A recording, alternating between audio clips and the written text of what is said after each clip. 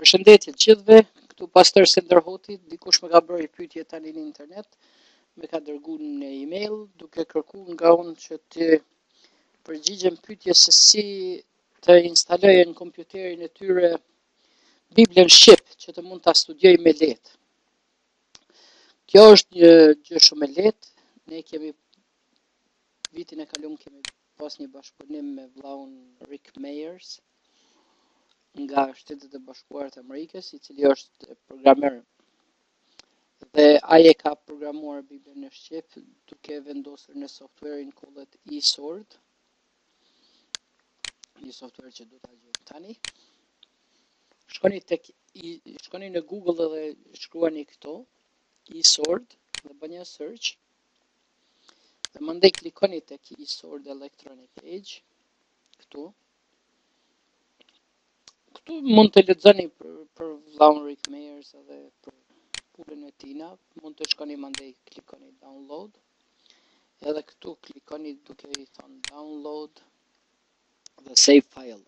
Pasi unë e kam të instaluar, nuk do ta ruaj përsëri, kështu që vetëm e ruani dhe instaloni. Dhe pasi ta instaloni, ta merrni dhe instaloni, do të shkoni tek ikona që do të krijohet në desktopin tuaj.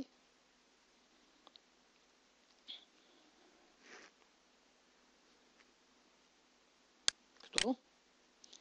Dhe mandej shkoni download, edhe këtu keni Bibles, commentaries, dictionaries, devotions, grafika, etj. Do me thonë Biblia, komentar, fjalor, do me thonë kohën e devotshme me Zotin, fjalë të ndryshme, nga të shkruar nga njerëz të ndryshëm, grafika, shënime për ndonjë temë të caktuar që i mbani, etj. Nëse klikoni Bibles, do të hapet kjo faqe.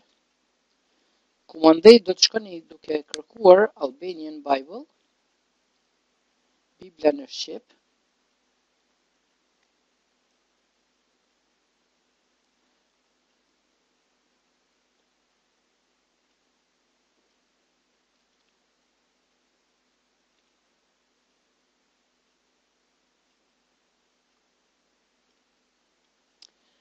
Ta shikojmë ku është. Dhe masi ta gjeni, nuk do të shkoj tash sepse këtu ka Bibla në gjuhë, në shumë gjuhra të botës.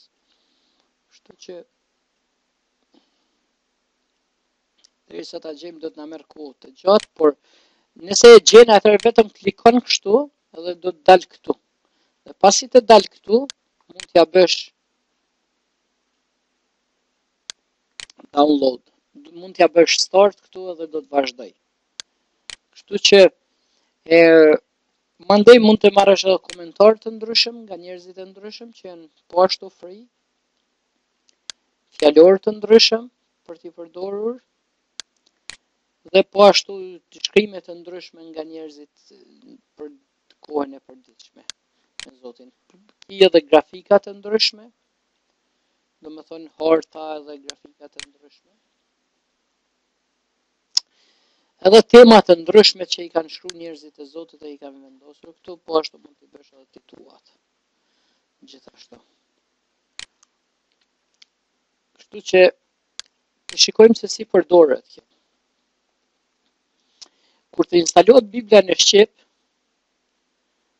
do ta kesh këtu po ashtu edhe versionin King James në anglisht dhe do ta kesh King James Plus.